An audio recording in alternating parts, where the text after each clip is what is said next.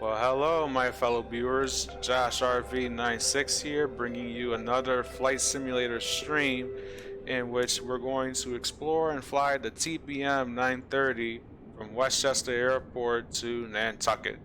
So I had the opportunity to test fly the TBM930 before the flight, and I'm pretty much familiar with how the plane flies, how to run through the checklist, and all that stuff as well.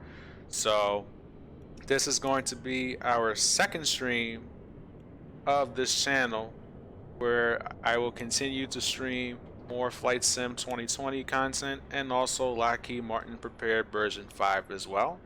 So without further ado, we're going to go ahead and jump right into the cockpit. So we'll click on ready to fly. And as you can see, we are in cold and dark, same settings as before compared to the last time. And I will pull up my browser so that way you'll see the route that we're going to take. So here's the route of the flight that we're going to fly. This is from SkyVector, in which we're going to take off from Westchester Airport, in which this is going to be a VFR flight to Nantucket. So Nantucket is located all the way at the very end of Massachusetts. So the way how we're going to get there is that we'll take off. We're going to follow the Connecticut shoreline, passing over the Bridgeport VOR, and we're going to continue eastbound on the Connecticut shoreline towards Groton VOR. Then after, when we get to the Groton VOR, we're going to fly direct to Martha's Vineyard, in which they also have a VOR as well. And then after that, we will proceed straight towards Nantucket, which is going to be our destination. Popular getaway destination for the summertime as well.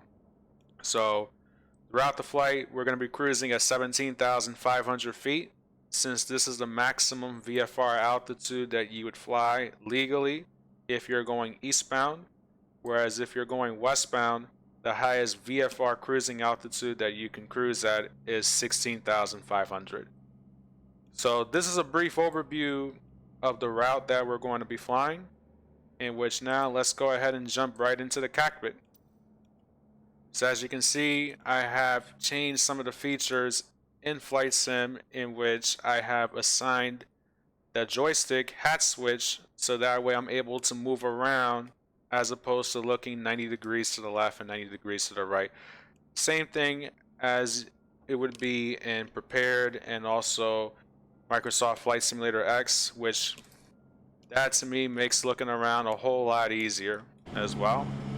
And also I did the same thing in the outside view as well, in which, if you guys are wondering, this is a repainted version of the TBM930, in which there is a YouTube video on how to install repaints for that particular airplane, not just the TBM, but also for the Airbus A320, the 172, the 208 Caravan, and so on and so forth. So I kind of like this repaint, and there's a bunch of more repaints for the TBM930 and a bunch of other airplanes, which kind of adds a little bit more fun to the simulator, I would say so.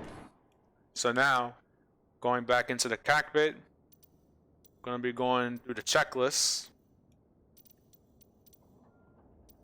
And the checklist is right here.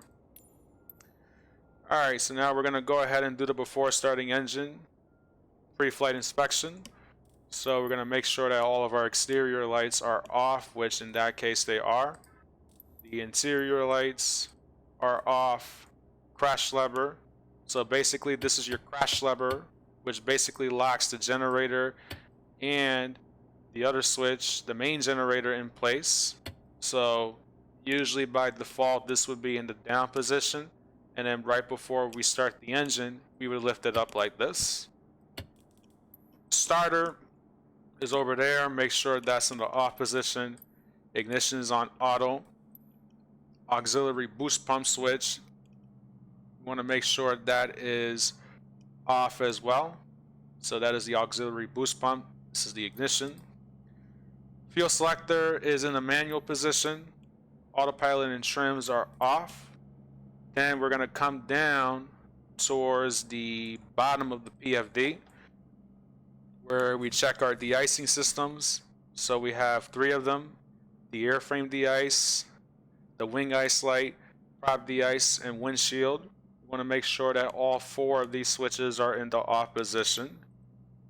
And then the inertial separator, which is this right here, you want to make sure that is also in the off position as well.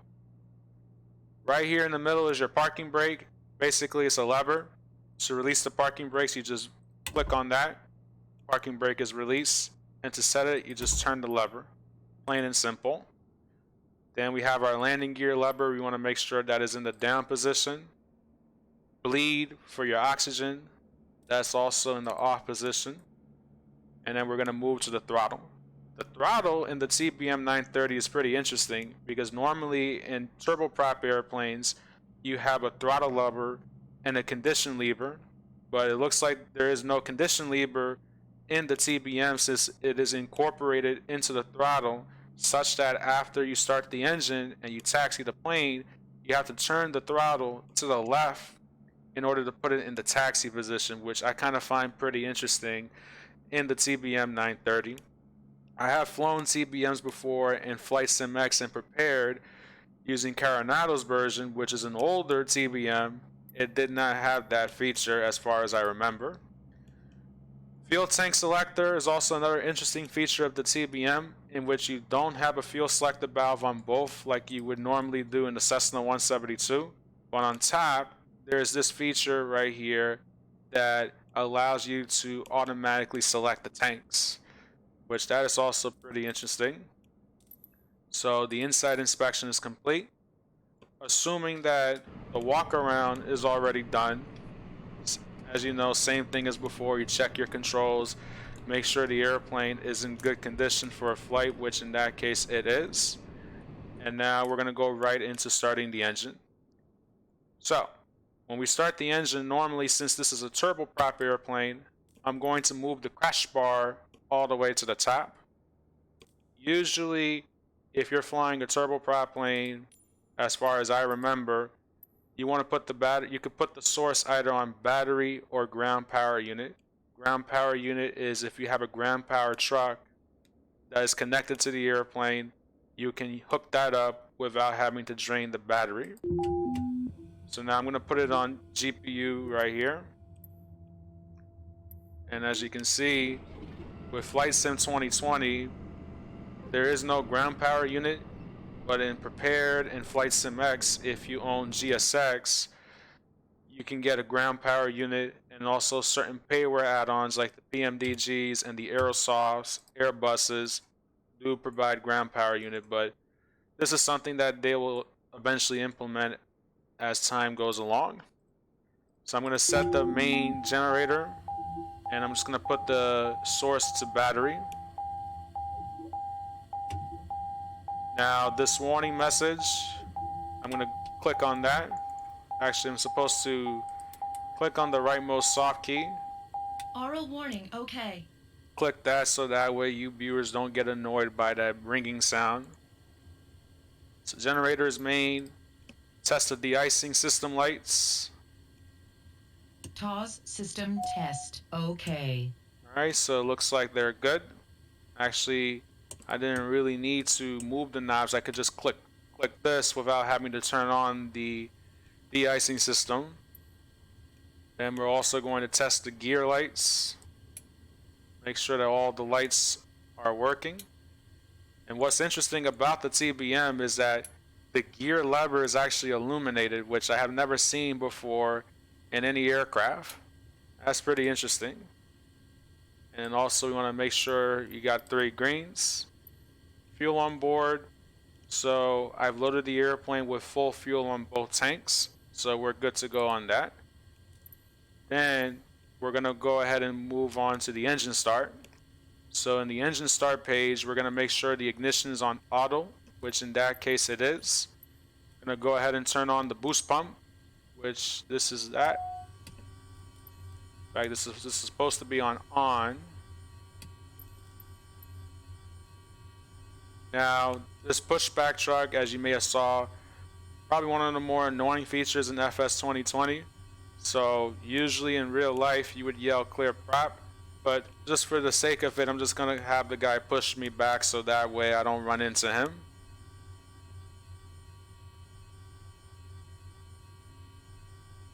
Also, I pretty much mastered the camera feature in FS 2020, in which now I fully know how to use a drone camera, which will provide you some interesting shots throughout the live stream.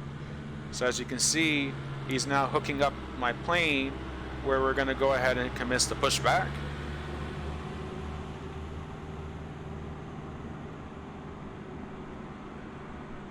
Yeah, this is a nice looking airplane, I'll tell you that.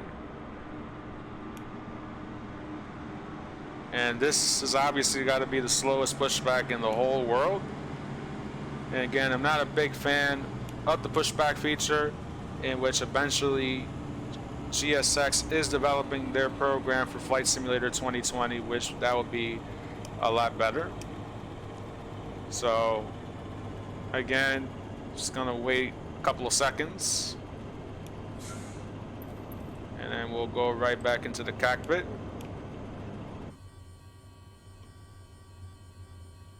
Alright, I say that's good enough right here. So when this guy is out of the way, we can go ahead and start the engine. So we look around, make sure there's nobody near us, apart from these airport trucks. And we will go ahead and start the engine. So the way how we start the engine in the TBM is a little different from the Cessna 172 in the last stream, considering that this is a turboprop airplane. So what we're going to do is that we're going to turn on the engine starter. We're going to set the throttle to low idle when the NG, your torque, is 13%. Then your inlet turbine temperature has to max at 870 degrees for 20 seconds, and then 1000 degrees after 50 seconds. So this is your inlet turbine temperature right there, and then also your torque, or actually your NG in that case. So the NG is your gas generator. So now we're going to go ahead and start the engine. Alright, so your gas generator, your inlet turbine temperature is rising. So after 13%, I'm going to bring the power to the low idle position.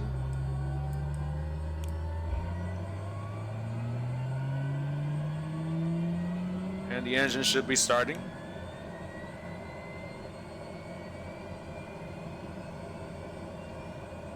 Alright, so the NG is past 30%. And now I'm going to move the throttles to the idle position, because if you leave it on the low idle position, your inlet turbine temperature will overheat. So now I just got to move it this way, which that could take some time to do. There we go. And as you saw right there, this is why you can't keep it in the low idle position for too long, or else your inlet turbine temperatures will overheat, and that could destroy your engine.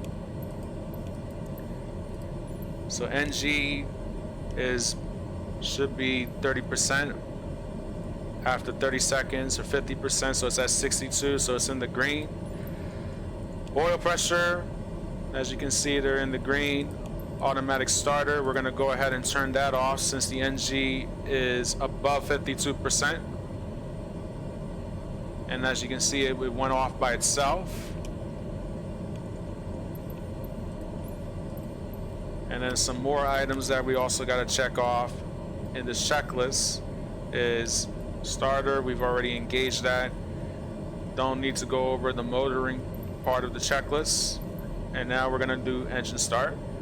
So what I did is I put the throttle to low idle. Oil pressure, we want to make sure that is in the green. Boost pumps, we're going to go ahead and move it to the auto position. And then the fuel selector, we're also going to move it on auto. And we can go ahead and test the fuel selector shift. So when I click this button, the fuel selector valve is already in the left position. So when I click on this button, it's going to shift over to the right, as you can see right there. Then we're going to click on this button again, and as you can see, the fuel select about automatically shifts to the left position as well. Just want to make sure that is working. Then we're going to go to the Autopilot panel, or the Autopilot / trim. We're going to go ahead and turn that on in order for the autopilot to work. And then the generators are going to be in the main position. So as you can see, just to make sure they are in the main position. And then we're also going to turn on the bleed pressurization air in order to provide oxygen for us and the passengers in the back of the plane. Then now we're going to go ahead and do the before taxi checklist. So we're going to go ahead and turn on the inertial separator, do a quick check of the flight controls, make sure that they are free and correct, and we can go outside to do that.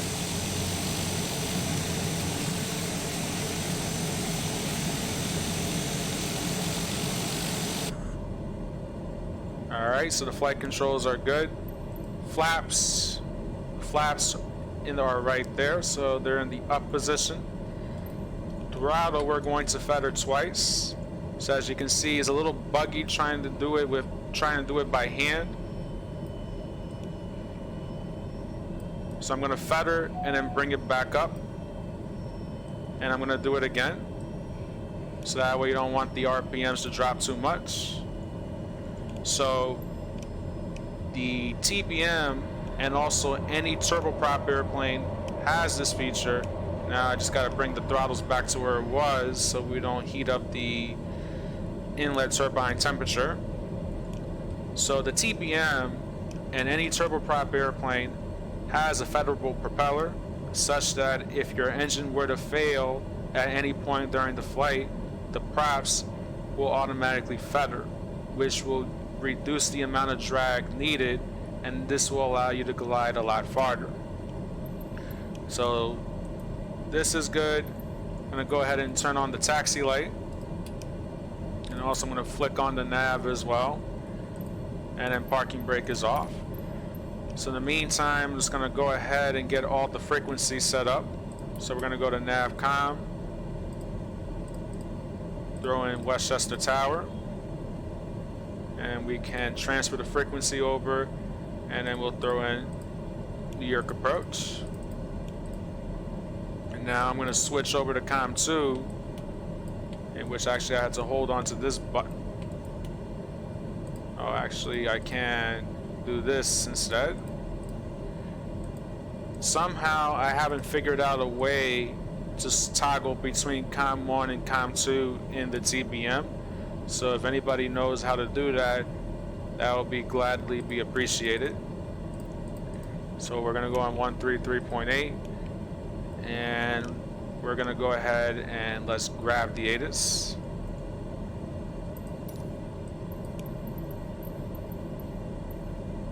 So we're going to go to ground, and actually, where is the Addons? There it is. White Plains Airport information, Golf 1800 Zulu. Wind 289er at 16. Visibility, tree. Sky condition, few clouds at 1,000 feet, few clouds at 4,000 feet, few clouds at 12,100 feet. Temperature, 27. Dew point, 10. Altimeter, 29.75. ILS runway tree 4 in use. Landing and departing runway tree 4. VFR aircraft say direction of flight.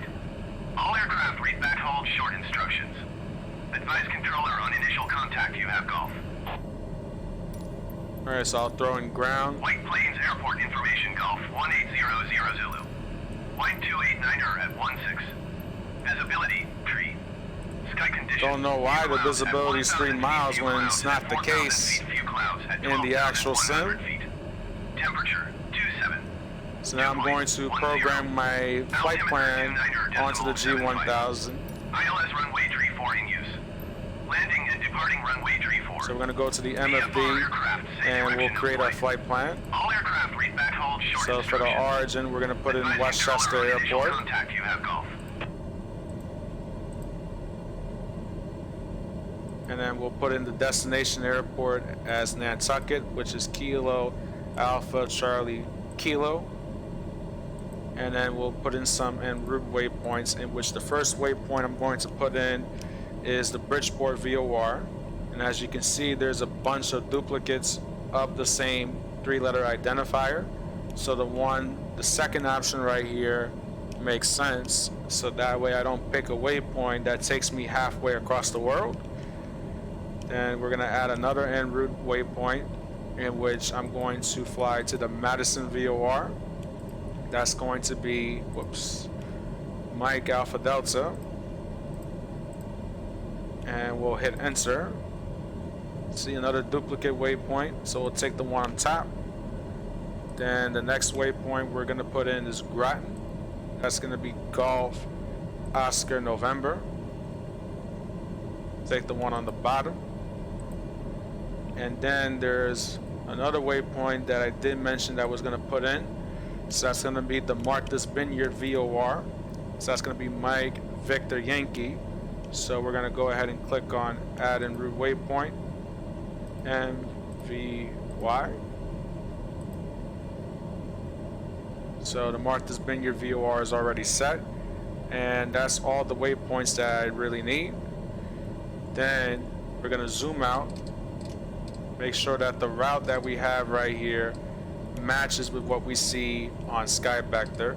And as you can see, this is probably the maximum that I can zoom out, but then it pretty much matches with what we have on Skyvector. And then also I'm just gonna switch the CDI to FMS mode, so that way we'll be using our GPS. So everything is all set up. I'm just gonna set up my autopilot. So the altitude is 17.5, and we're gonna set our heading bug to 0902, which would be the initial on-course heading to fly to go to Bridgeport. And let's go ahead and turn on the yaw damper, which I'll talk about that in a little bit when we get to the takeoff phase.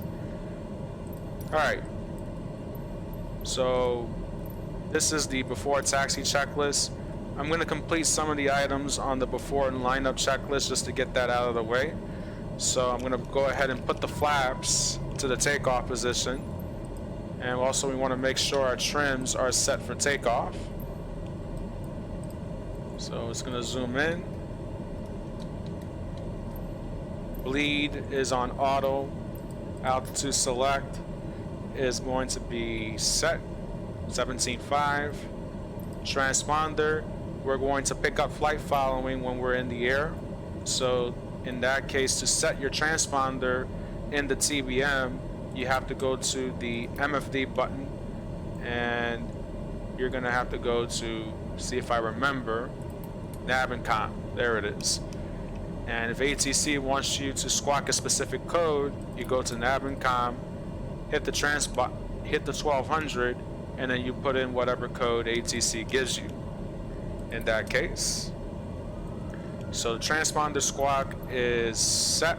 We'll keep it at 1200 for now, but when we're in the air, that's gonna change. Inertial separation is on. We can go ahead and turn on the pitot heat and the inertial separator. And then we can also make sure de-ice is as required. And also make sure the fuel selector is on auto and fuel pump is off, in which I will just double check these items before we take off. So just gonna check something real quick to make sure that I have everything that I need.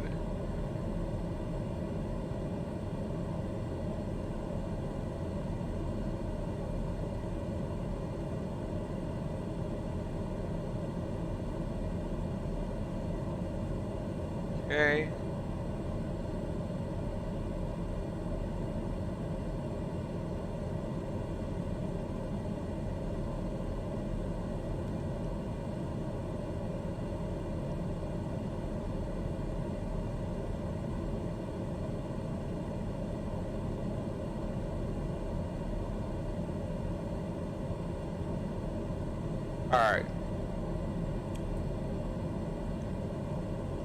Alright, sorry about that, viewers. Just making sure that I'm live streaming on both YouTube and Twitch right there. But other than that, we're ready to taxi. So I'm going to go ahead and release the parking brakes. Just hide the checklist for now. And then we're going to go ahead and request taxi, in which we will depart to the east. Ground Dare November 428 Juliet Romeo ready to taxi east departure with Golf. Dare November 428 Juliet Romeo taxi to and hold short of runway 34 via taxiway Delta Hotel Golf. Contact tower on 118.575 when ready. Taxiing hold short runway 34 via taxiway Delta Hotel Golf Dare 8 Juliet Romeo. Alright, so now we're going to go ahead and start taxiing. Just going to zoom in on the MFD. So I just got to get out of this page so that way you guys can see the taxi diagram.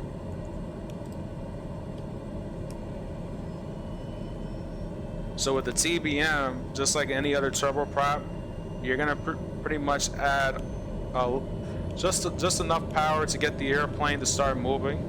So I say around 70% gas turbine temperature is enough to get the airplane to start moving while taxiing.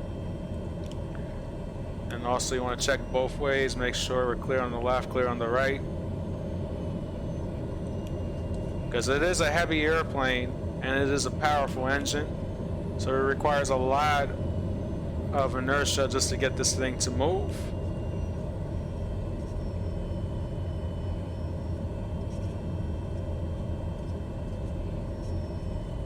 Now we're going to taxi to runway 34. Again, since this is Westchester Airport, normally it's going to be runway 34 via Kilo Lima. So in real life, we're on taxiway Kilo, and then when we make that right turn, it's going to be a right turn onto taxiway Lima.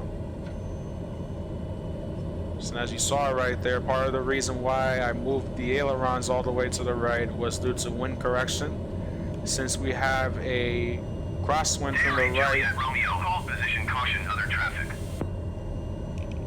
Since we have a crosswind from the right. Hold position, Dare 8 Juliet Romeo. What that means is that you want to put the ailerons into the wind whenever you have a quartering headwind. Whereas if you have a quartering tailwind, you want to move the elevator controls down and away from the wind. So that way the wind doesn't blow you off to the side when taxiing. But it seems like just by looking at the windsock, it was blowing 16 knots, and now the winds have died down all of a sudden. So that's pretty interesting to look at. Dare Juliet Romeo, continue taxi. Roger, Dare 8 Juliet Romeo. So as you can see, I have the taxi and the nav light on. And then this intersection, when I make the right turn, that's going to put me on taxiway Lima.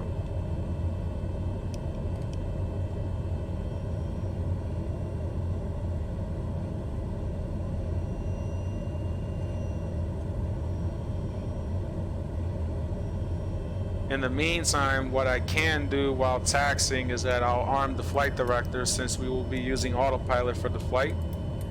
Flight level change, or FLC mode, I'm just going to set that to 150 knots, in which I'll briefly go over important speeds that you need to know about the TBM, especially if you want to fly this airplane on Flight Sim 2020. And then initially what I'm going to do is I'm going to put the autopilot on heading mode.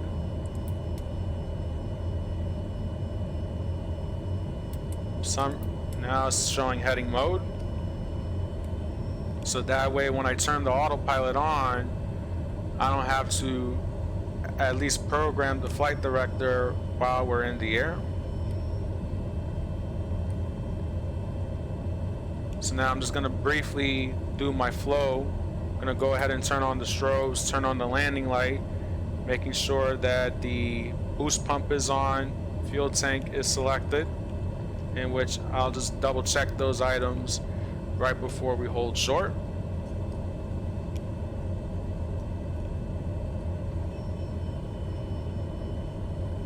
And also we're gonna go ahead and switch over to tower. Oops, wrong item. Wrong item.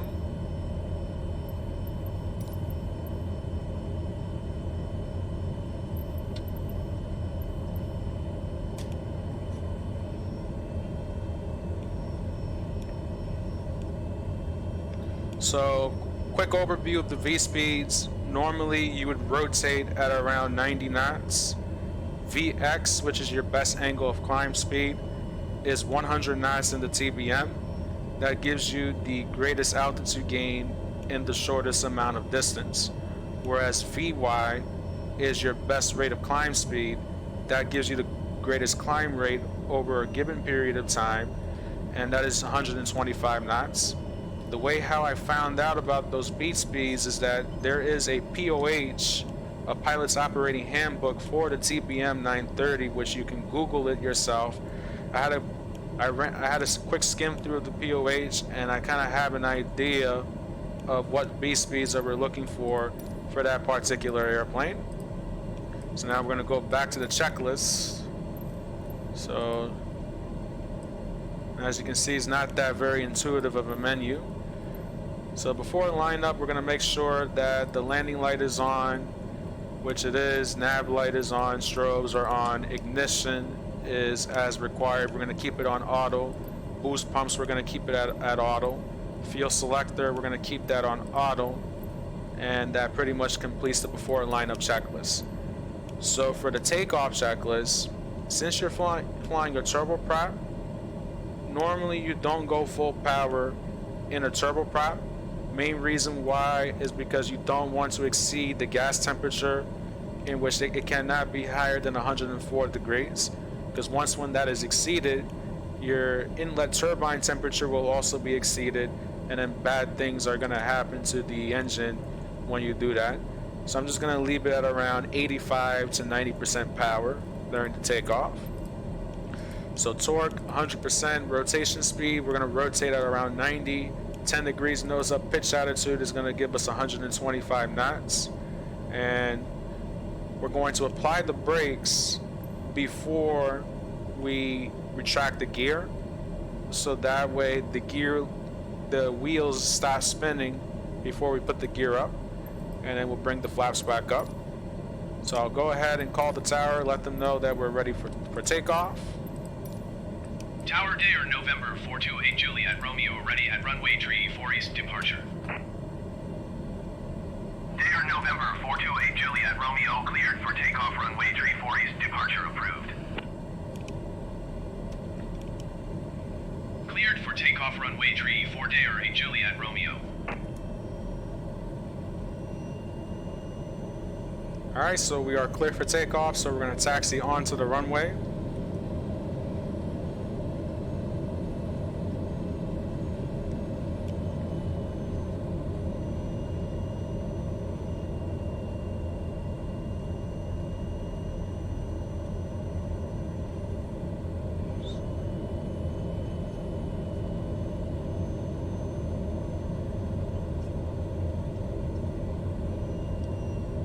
Alright, runway 34. Just making sure that we are lined up with the runway center line, making sure my camera is fixed properly. And then we're going to go full power. Actually, correction, we're going to go 90% power. Because if you go full power, you're going to screw up the engine in the turboprop. Alright, airspeed's alive.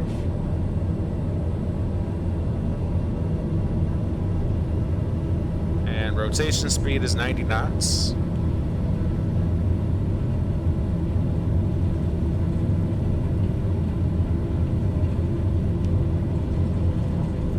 Alright, so we're going to rotate. And we're airborne. Quick tap of the brakes. We don't have any runway left. Positive rate of climb. Gears coming up. And we're going to climb out at 125 knots.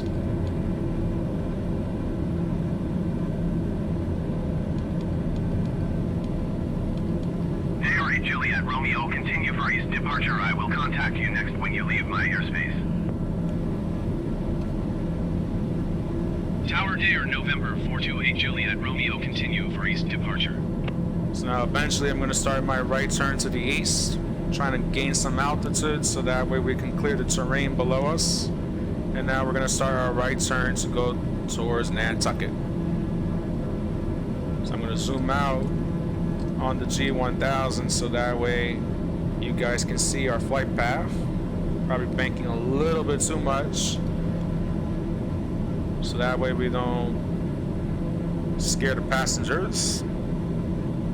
So I'll fly a heading of 120 so that way I can get back on course. And then now, since we're at a high enough altitude, we can do a cruise climb. Dare 8 Juliet Romeo, you are leaving my airspace, frequency change approved.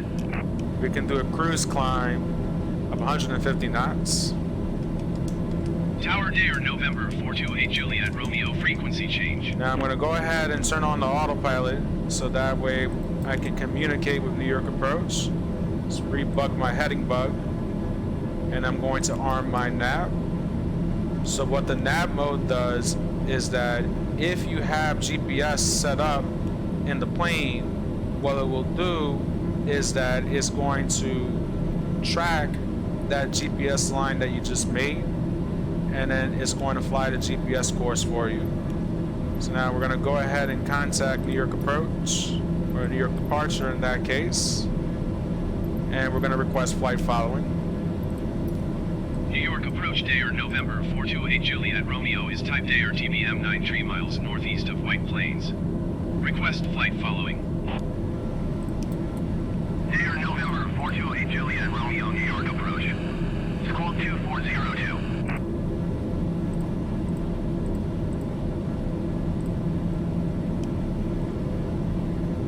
Dare 8 Juliet Romeo, radar contact 4 miles east of White Plains, 3,700 feet. Altimeter 29.75. Copy Dare 8 Juliet Romeo. Alright, now I'm just going to lower the pitch a little bit. So as you can see, it has incredible performance. So I'm going to do what's called a cruise climb, mainly so that way we can at least see what's beyond the horizon, and plus this will allow us to better cool down our engine in that case. So I'm just gonna raise my seat up a bit,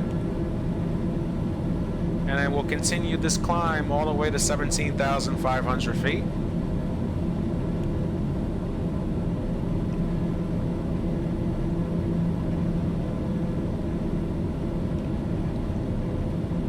But yeah, this is awesome. And in fact, the TBM930 is the newest TBM that's out there, equipped with the Garmin G3000 avionics, where it's your typical G1000, but you add an extra screen to it, so that way you have your multifunctional display in the middle, and then you have your two primary flight displays for the pilot and the co-pilot side, which that's pretty cool. So now I'm going to go ahead and go to the outside view. Also, another feature that I did is I turned off the in-flight HUD on the outside view, in which normally when you go outside, you would have the in-flight HUD that displays all your instruments and all that kind of stuff. I decided to turn it off so that way this will add more realism, and plus this will look pretty awesome, not only for taking pictures, but also when you're doing a live stream as well. Now, since I'm climbing, I'm just gonna go ahead and briefly go over the after takeoff and the climb checklist, making sure the gear is up. And as you see right there, this is why we have to do the climb checklist, because I forgot to put the flaps back up. And then torque maximum, we want to make sure that does not exceed 100%, in which in that case I'm keeping it at 93. And you can see the difference in climb performance when you climb with the flaps up, in which now this plane really wants to climb. So what I'm going to do is I'll probably climb out at around 175 knots. Romeo, contact New York Approach on 124.075. Going to 124.075 Dare 8 Juliet Romeo. So de-ice is off, inertial separation is required. So as you can see, ATC handed us off to the next controller on 124.07. So we'll give them a call. New York approach Dare November 428 Juliet Romeo 7,600 feet. Dare November 428 Juliet Romeo New York approach. And then we'll do Continue our to Bravo climb. Delta Romeo as planned. Altimeter 29.75. Wow, it even knows that you're going to Bridgeport, which that's pretty interesting.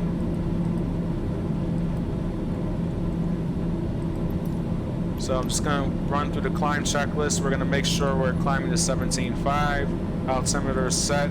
Autopilot is on. Check our fuel gauges, which that's over here. So as you can see, every now and then it's going to switch fuel selector valves to the left and to the right. So fuel looks good, no fuel imbalance. We're not going to use any de-icing system since it's pretty high. Juliet Romeo contact Boston Center on 128.1. 128.1 for Dare. And then we can go ahead and turn off the landing light since we're about to pass 10,000 feet.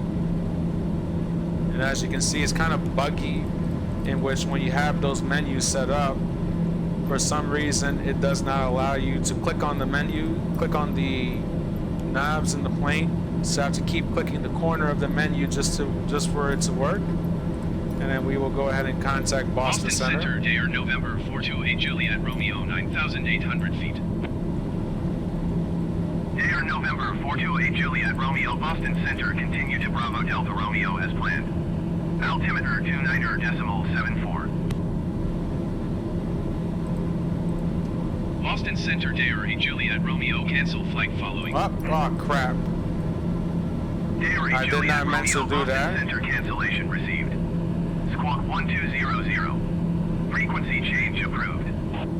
But it's alright, I can request it again. It's just that I'm going to get a new squad code. 428 Juliet Romeo is type Dare TBM930 miles west of Bridgeport. Request flight following.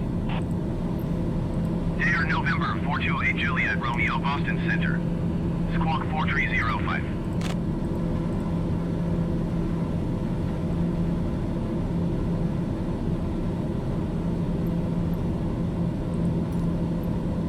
Squawk 4305 Dare. Oh, I forgot to enter it, that's why I didn't go through.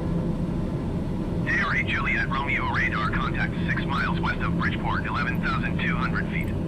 Altimeter 29.74. Copy Dare Juliet Romeo. So as you can see, we're now about to cross Bridgeport as we speak.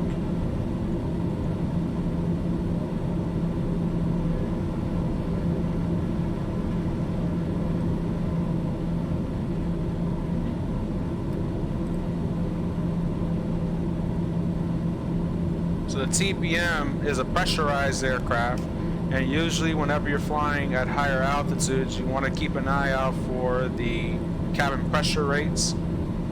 So this is your cabin altitude right there, in which 4,400 feet, that's how you would feel as if you were in the TBM. You don't want the cabin pressure rate to go above 10,000 feet, because what will happen is, if that was the case, you're going to get a warning message right there, and then also your passengers are going to suffocate while you're at a high altitude. And then over here, this is your cabin pressure rate, which basically tells you how fast or how slow the cabin pressure rate is climbing. So as you can see, it's climbing around 500 feet per minute, in which by the time we get to 17,500 feet, as long as the cabin pressure altitude stays in the green arc, then we should be all right. So now we have passed the Bridgeport VOR. So I'll give you a good eye view of Bridgeport. And you can see right there, when you fly at a higher altitude, it doesn't fully load the scenery as you would expect in lower altitudes, but that's expected when you're flying that high. So this is a good shot of Bridgeport as we speak. And then the next town in Connecticut after that is going to be the town of New Haven, which is this town that's further up ahead.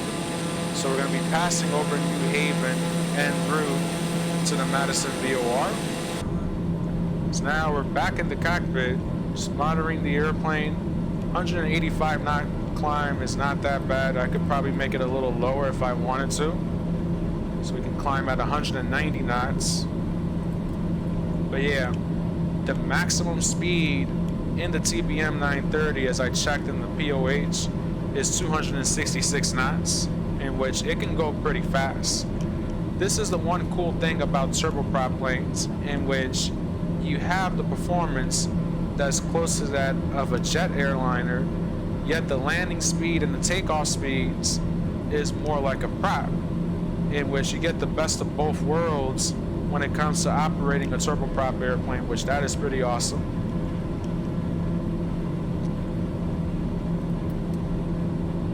So as you can see right here, we are about to pass over New Haven, and then we have the Madison VOR, which is right after that. So in the meantime, what I also can do is I can probably set the nav radios if I wanted to, put in the Madison VOR, which in that case that frequency is going to be 110.4. The way how you find this frequency is that you would refer to your sectional chart on Sky Vector to figure out what that frequency is, and then we can basically swap it over.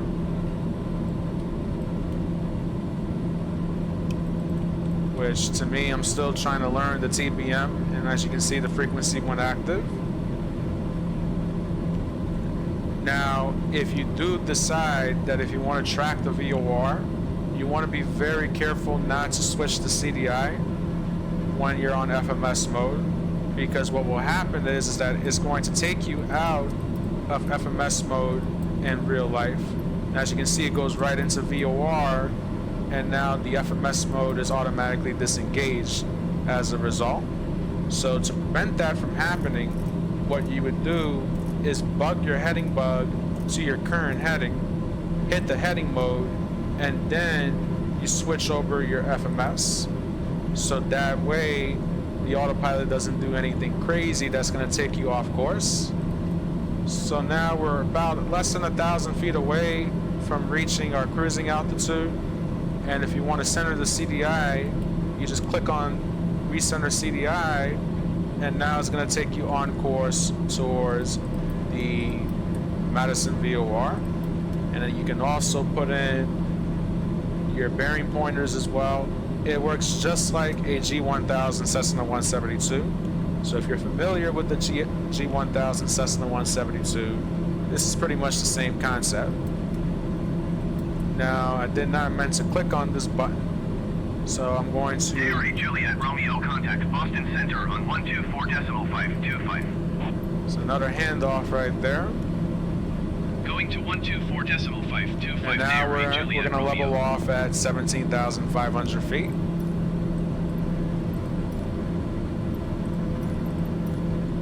Boston Center, day or November 428 Juliet Romeo, 17,500 feet. Day or November 428 Juliet Romeo, Boston Center, continue to Mike Alpha Delta as planned. Altimeter 29.73. Alright, so now we're at 17.5. Just making sure that this ATC menu right there, I have to keep clicking on it in order for me to move the camera. So now I'm going to go ahead and start reducing the torque, so that way we can cool down our engine. So we'll probably cruise at around, I say let's do about 80% torque. So that's about 90%, 85 to 90% gas temperature. So good cruising speed that we can use is 215 knots indicated, in which if you look at our ground speed, we're doing a ground speed of 286 knots, which that is pretty fast. And that way you guys can appreciate the scenery of what this simulator has to offer. So as you can see, we got some kind of an overcast cloud layer over Connecticut, whereas if we were to look at Long Island, it's pretty much skies clear. So we do have some weather building to the north of where we are, which that's probably not much of an issue since we're not going to be going north. Now, this is a good opportunity for me to appreciate what this drone camera has in store for us. And as you can see right here, give you a nice view of where we are.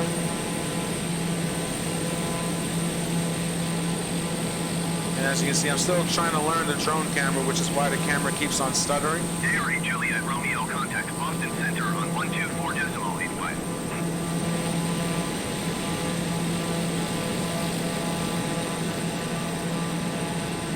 So I gotta get out of drone camera just to talk to ATC. 124.85 Dairy Juliet Romeo. Boston Center, Day or November 428 Juliet Romeo, 17,500 feet. Day or November 428 Juliet Romeo, Boston Center, continue to Golf Oscar November as planned. Altimeter. So now what I'm going to do in the drone camera, I'm just going to slow down the drone speed so that way it makes it more realistic and I don't have to move the camera as much. So as you can see, look at this, about to fly over Groton as we speak.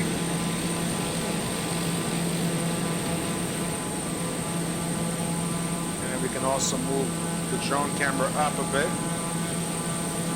The TBM930 can go up to 30,000 feet, in which this is incredible. The performance that you get in turboprop planes is pretty awesome. So now there's the eastern edge of Long Island off to our right, and we're going to continue along the Connecticut shoreline, in which we're going to look for Martha's Vineyard. Also, another good cool feature with this drone camera is that I can switch over to different views by hitting Control Shift 1 on the keyboard. Control Shift 2 gives you another view right there, along with 3, 4, and 5, which that is pretty awesome. And then to get out of drone view, you can hit Insert. And now we're back in the cockpit.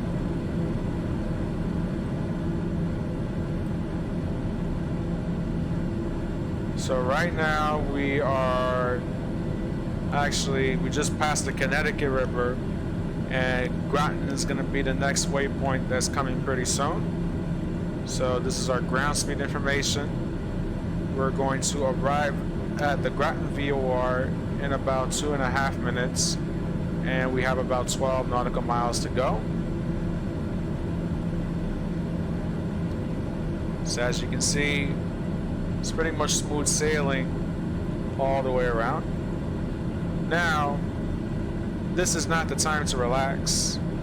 As I have experience flying in real life, we need to figure out at what point is a good time to start our descent. So, I'm going to show you this method that's going to help you calculate at what point do we need to start our descent from 17,500 feet all the way down to pattern altitude. So first things first, I'm just going to look at sky vector. The airport elevation for Nantucket is 47 feet above mean sea level. So therefore the pattern altitude is going to be 1,000 feet. Now going to our calculator right here. So basically, to calculate at what point do we need to start our descent into the airport, I can actually bring this calculator right here for you viewers to see. You're going to take your cruising altitude, which is 17,500 feet, minus the traffic pattern altitude at the destination airport, which is 1,000 feet. So that's around 16,500 feet. Then we're going to divide this number by, in this case, we want to drop the last 2 zeros and then add a decimal point in between 16 and 5. So in that case, we would divide by 1,000. So around 16.5. We're going to multiply this number by 3. The reason why 3 is a number that you want to multiply is so that way you can get a 3-degree glide path for the descent. So that way we can start our descent at that particular distance and arrive to Nantucket at the pattern altitude. So it looks like around 49 nautical miles from Nantucket, that's going to be a good time for me to start my descent in that case. So we need to figure out where 49 nautical miles is on the GPS. Also, in addition to calculate how fast should you be descending, you're going to take your ground speed right there, in which right now our ground speed is 287. We're going to round this number up to the nearest 10. So let's say we're doing 290 knots. I'm going to take half of that ground speed and we're going to multiply it by 10. So this is the descent rate that you want to achieve in feet per minute in order to achieve that 3-degree glide path, which will be for 290 knots of ground speed. The slower the ground speed, the less your descent rate will be, whereas the faster the ground speed, the greater your descent rate would be. So now I'm going to go ahead and close this, and so as you can see, I'm still testing out the volume. So let me know if you guys think that the sim volume is too loud, in which I'm adjusting it accordingly.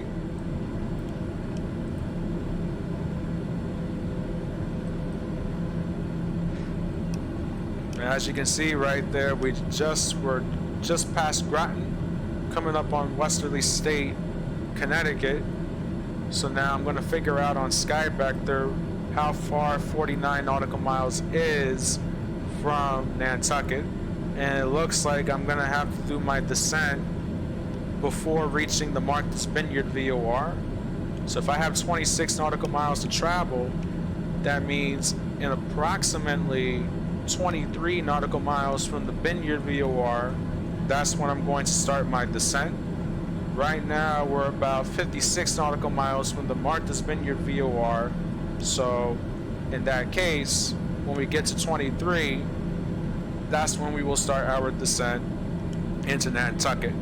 So that way I'm not descending too fast, or actually what I meant to say, I don't want to descend too early, in which you're going to end up low and then you're going to have to slow down your rate of descent eventually. Nor at the same time, you don't want to wait too long to start your descent, or else what will happen is that you're going to nosedive the airplane to the airport, and by the time when you're on final, you'll still be pretty high, which that is also another thing that we want to avoid. So as you can see, give you some more shots of the outside view, showcase the drone camera again.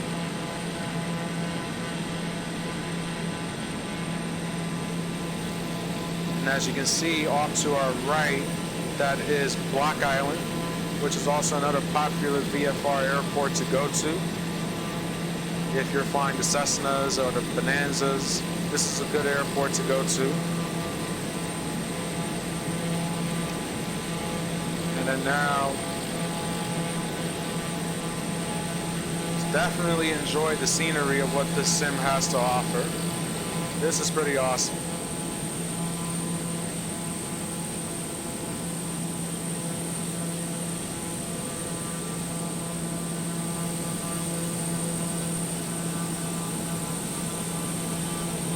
So I'm basically using the number pads on the keyboard to control the rolling motion of the drone camera right there. So now we just passed Westerly State, and the next reference point that we have to look out for is Martha's Vineyard. Even though we don't see it yet, but Martha's Vineyard would be somewhere around here, in which you guys will get to see it when we get there.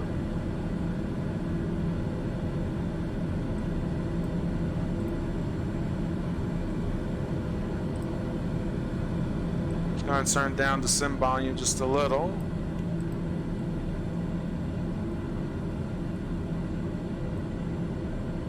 Actually, if we look at the synthetic vision, which they did a pretty good job of modeling that synthetic vision, this piece of island that you see right there, directly in front of us, that is Martha's Vineyard, and it looks like we're going straight towards that island.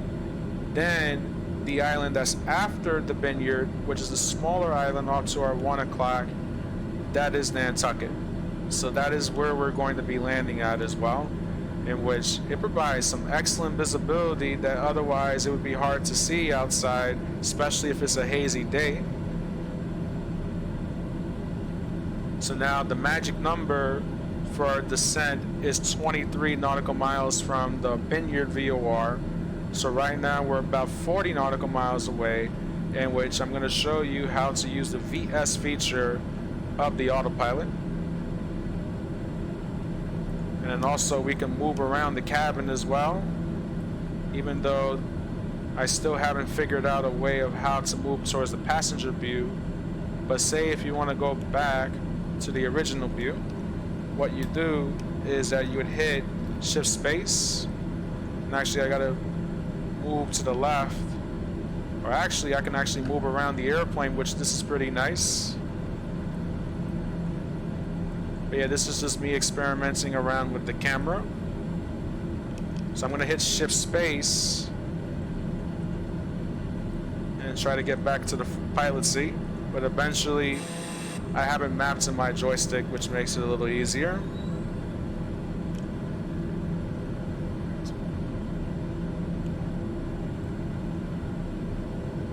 Well, this is pretty awesome. The amount of detail they put into making this simulator is just absolutely unreal.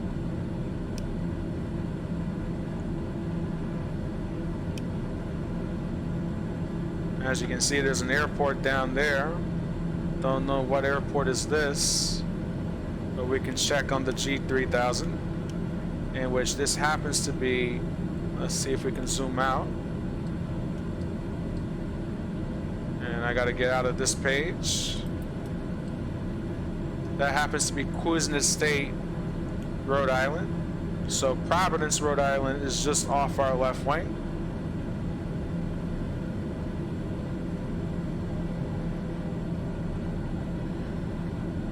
So right now we're getting closer to our descent. So we're about 30 miles away from the Martha's Vineyard VOR. So I'm just gonna go ahead and run through the descent checklist. And then also another thing that I will also do is go to the nearest airport list, see if I can find Nantucket, in which, as you can see, I'm pretty far away from Nantucket.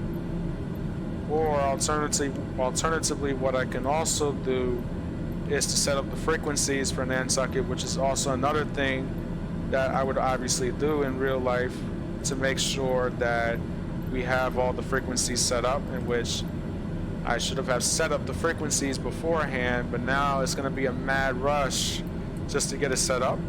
So what I'll do is I'll throw in the tower, which is 118.3. I'll just throw that on standby.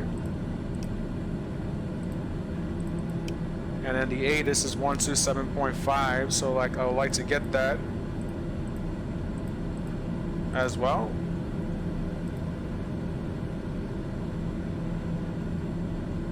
So now, right now, we're about 25 miles away, and we're gonna go ahead and run through the descent checklist. So altimeters are set, fuel gauges, as you can see, the fuel gauges are good. The De-Icing system are good, and inertial separation is going to be on. And now we're going to go ahead and start our descent, in which we're going to go down to 1,000 feet.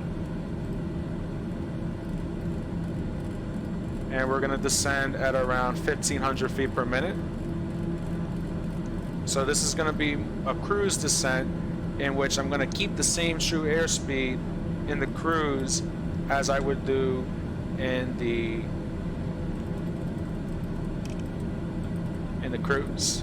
So I'm just going to start my descent, pull back on the power just a bit in order to hold my airspeed. And as you can see, my fellow viewers, directly in front of you is Martha's Vineyard.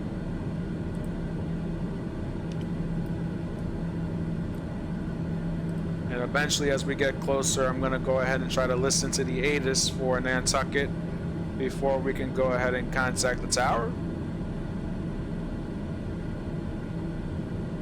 So what I'll do is eventually I'm going to cancel flight following, and then we'll call Nantucket Tower.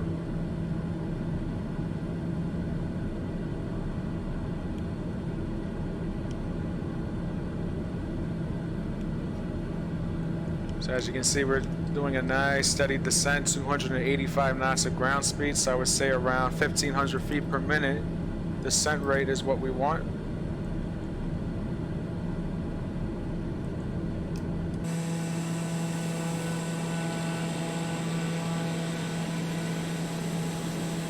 The good thing about this flight is that it pretty much stayed VFR throughout the entire flight, which that is good to hear.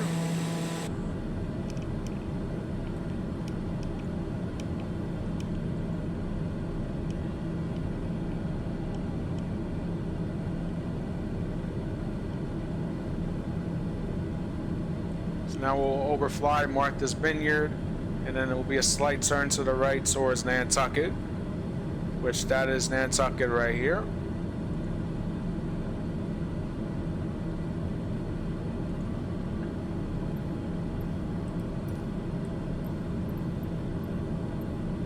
I'll try to see if I can pull up Nantucket from the ATC list.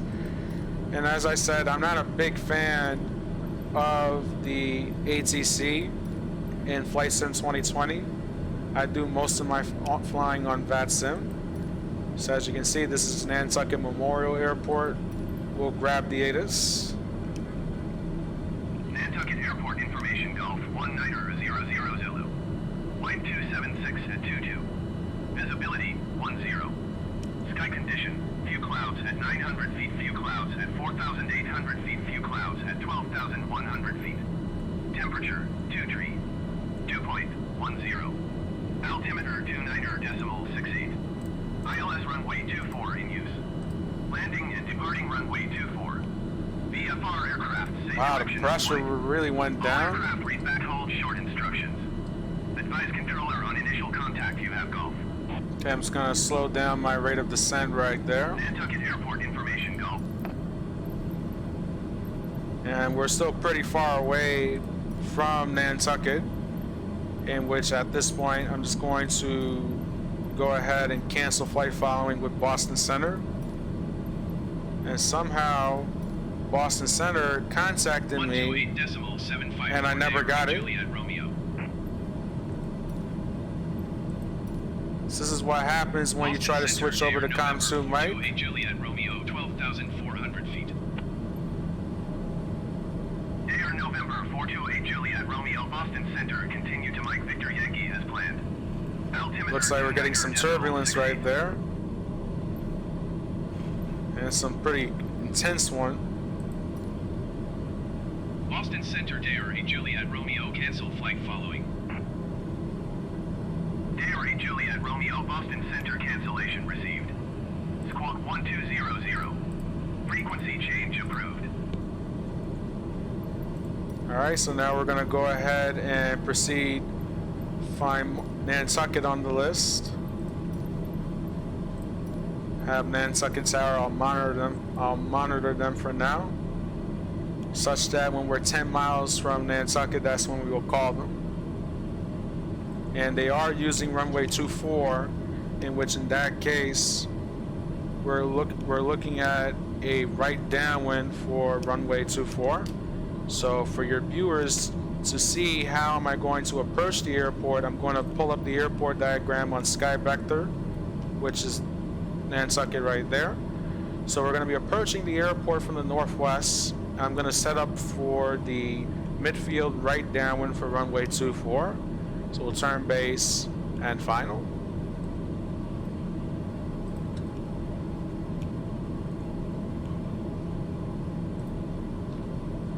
So now we're descending below 10,000 feet, so I'm going to go ahead and turn on the landing light.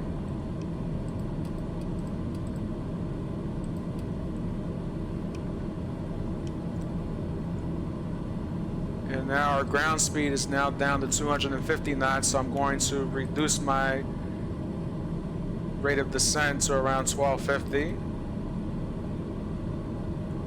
I don't know why I can't fine tune this, but now I can with the mouse wheel. It's like for some reason when I click on the VS knob, it actually jumps up an extra 200 to 300 feet per minute.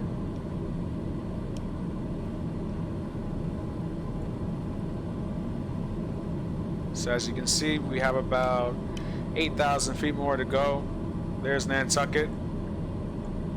And we're about 20 miles from the airport.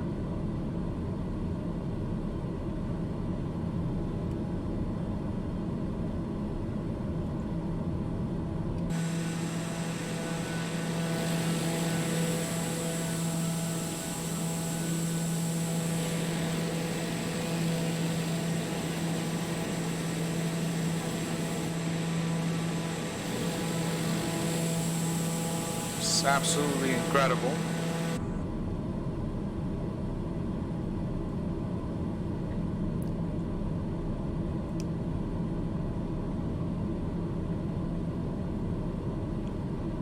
Now eventually I'm gonna have to slow the airplane down at some point, since Nantucket is a Class Delta airspace. We have to be at or below 200 knots, which is the maximum speed limit when you're operating in the Class Delta. But yeah, definitely when you put the gear down and then when you start dumping flaps, the airplane will slow down rather very quickly, which that's pretty awesome.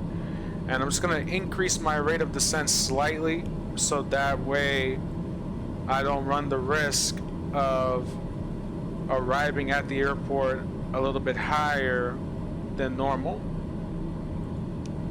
So we're about 15 miles out, so I'll just give them a call in just a few minutes.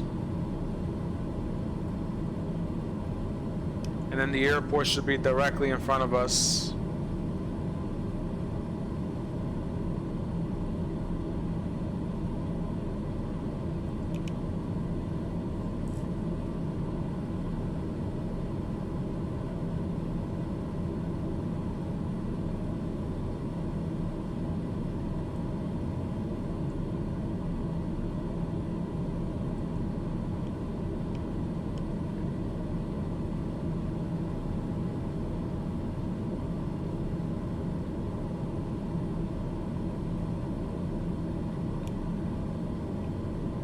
Alright, so right now we're about 12 miles from the field at 6,000 feet, so it looks like we're doing a pretty good job in managing our descent rate. And now's a good time to call Nantucket Tower. Nantucket Tower, Dayer, November 428 Juliet Romeo is 11 miles west with Golf to land. Dayer, November 428 Juliet Romeo, Nantucket Tower. Make left downwind runway 24. Altimeter 29.68, wind 266 at 25. So as you can see, another reason why I'm not a big fan of the ATC feature, in which the most logical sense would be to fly the right downwind runway 24. Because if you were to fly the left downwind for 24, you're going to have to overfly the field and cut in front of the departure traffic. So now I'm going to go ahead and start pulling back the power some more so we can slow the plane down. And let me go to my MFD so I can zoom out.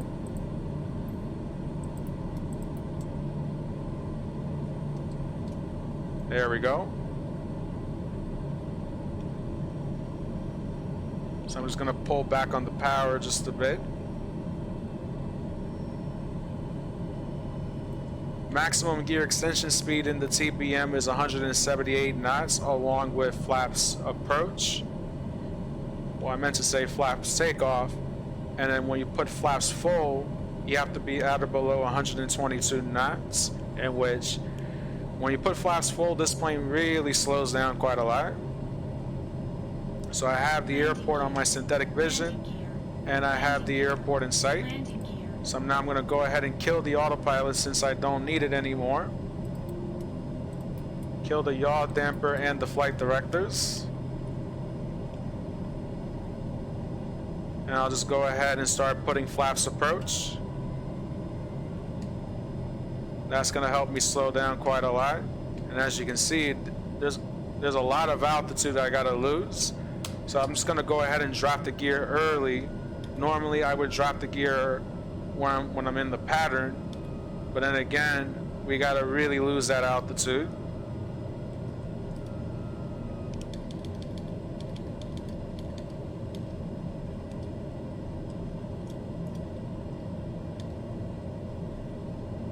So as you can see, there's the runway, and now we're gonna join the right downwind runway 24.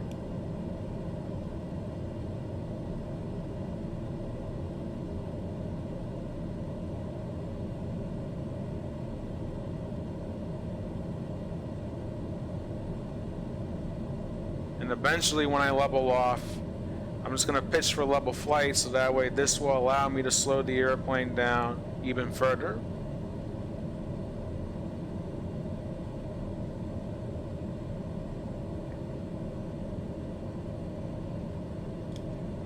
Just gonna give myself some nose up trim to help me out.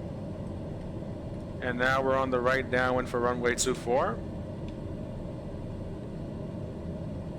So now I need to slow down to at or below 122 knots. Day Juliet Romeo cleared to land runway 24. Wind 266 at 25. Cleared to land runway 24 Day Juliet Romeo. Now, a word of warning, you don't really want to idle the power in the TBM, because if you do, the airplane will sink like crazy, which is why I'm adding some power to help me. Ooh, that was some rough control input right there, to help me maintain my altitude and also keep the speed at a reasonable one. So now I'm going to go ahead and turn my base. I just need to add some more power, because a couple of times when I practiced landing this airplane, reason why I came in too low is because I chopped the power way too much. So now I'm going to go ahead and turn my base. Runway should be off to our right. There's the runway right there. And now I'm going to go ahead and turn final. Give myself a lot of nose up trim just to get this plane from descending. And as you can see, it still wants to descend. And now we're on final.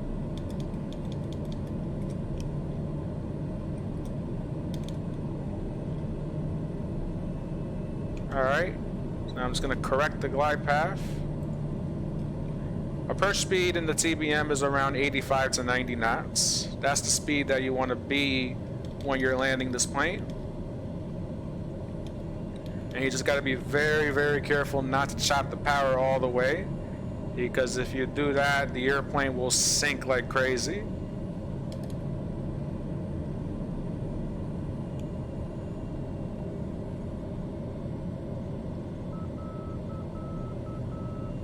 Okay, I have a nice stabilized approach.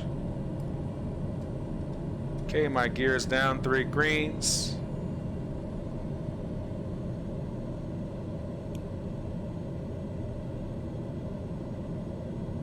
And I'm going to start slowly walking that power all the way back.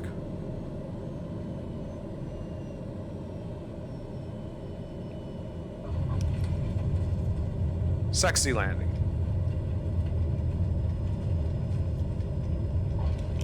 You also have reverse thrust in the turboprop, in which I can use that in lieu of the brakes.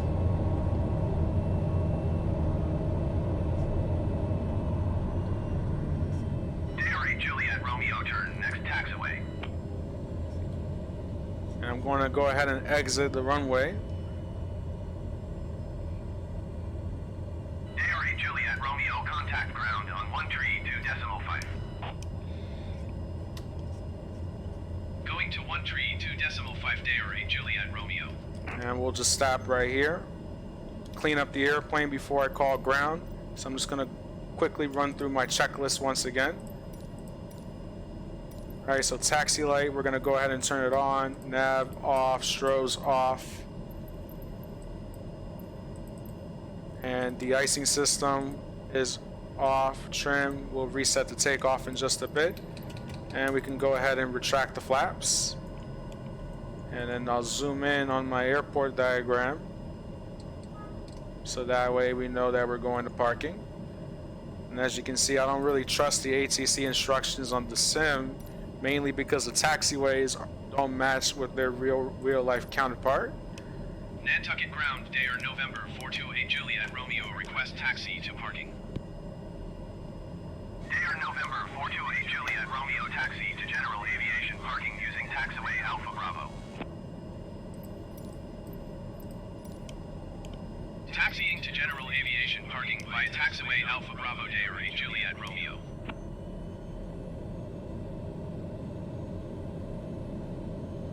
Well then, this is the flight from Westchester to Nantucket. As you can see right there, pretty short flight in the TBM. Took us 40 minutes to get there. And now we're gonna go ahead and taxi to parking.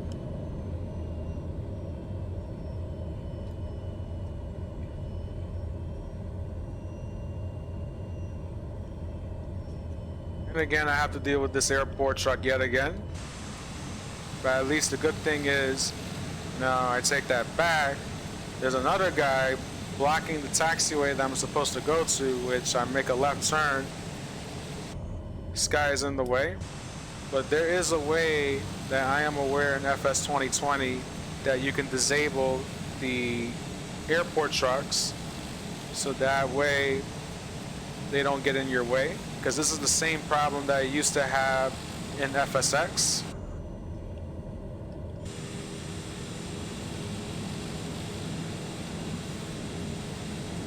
I'm just gonna probably duck right past the forklift.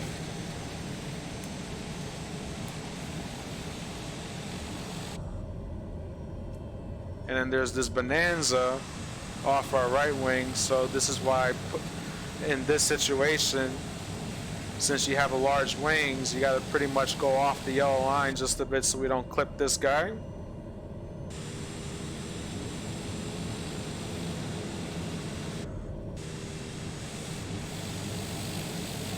Now we're gonna go ahead and park in basically any one of the park ramps that you see right there. Usually in real life you would have a line guy that's going to marshal you in, which you also have this feature in GSX, in which this is something that they could also implement as well.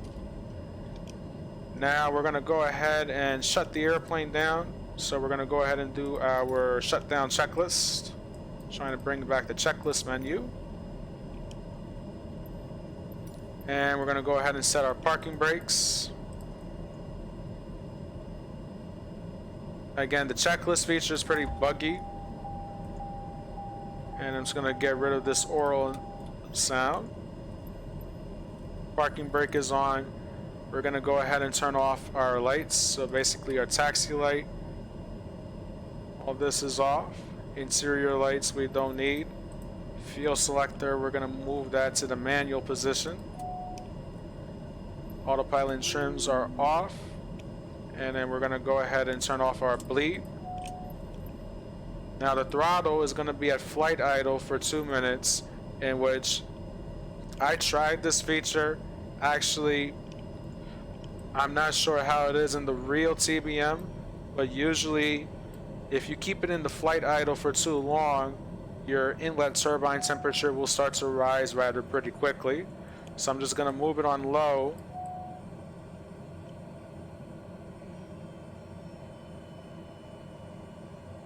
As you can see, the inlet turbine temperature is still rising. And eventually I'm gonna turn the engine off.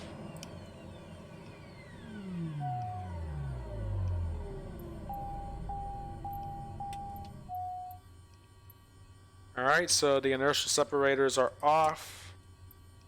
Aux boost pump, we're going to turn that off. And then we're going to go ahead and turn off the generators. And then we'll put the crash lever down.